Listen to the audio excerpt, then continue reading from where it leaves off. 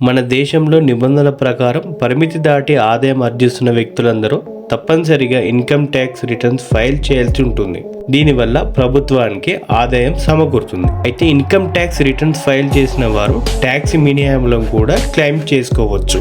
చాలా మందికి అసలు ఎవరు ఇన్కమ్ ట్యాక్స్ రిటర్న్స్ ఫైల్ చేయాలో తెలియదు. అలాంటి వారి కోసమే ఈ వీడియో. ఐటీఆర్ ఎవరు దాఖలు చేయాలి, ఎలా చేయాలి తెలుసుకుందాం రండి. ఇన్కమ్ ట్యాక్స్ రిటర్న్స్ ఫైల్ చేయడానికి అనుసరించే ప్రధాన అంశం వ్యక్తిగత ఆదాయం. 60 సంవత్సరాల కంటే తక్కువ వయసున్న వ్యక్తులు సంవత్సరానికి మొత్తం ఆదాయం 2,50,000 కంటే ఎక్కువ ఉంటే తప్పనిసరిగా ఐటీఆర్ని ఫైల్ చేయాలి.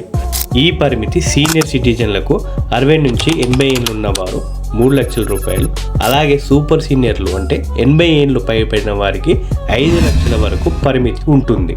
మీ ఐటీఆర్ ఫైల్ చేయడం కేవలం నిబంధనలను అనుసరించడం మాత్రమే కాదు, వాటి వల్ల కొన్ని ప్రయోజనాలు కూడా ఉన్నాయి. మొదటిది లోన్ దరఖాస్తులు. దాఖలు చేసిన ఐటీఆర్ని కలిగి ఉండడం వల్ల మీ ఆదాయాన్ని రుజువు చేస్తుంది. దీనివల్ల లోన్ పొందడం సులభం అవుతుంది. రెండవది వీసా దరఖాస్తులు.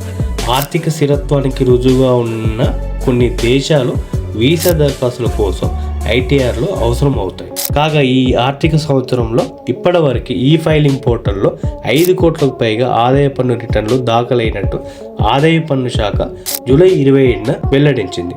గత ఏడాదితో పోలిస్తే ఈ ఏడాది ఐటీఆర్ 5% ఇంక్రీజ్ అవుతుందని చెప్పచ్చు. ఈ సంవత్సరం ఐటీఆర్ దాఖలు చేయడానికి జూలై 31 వరకు గడువు ఉంది. తప్పనిసరిగా మీరు కూడా ఐటీఆర్ని దాఖలు చేసుకోండి.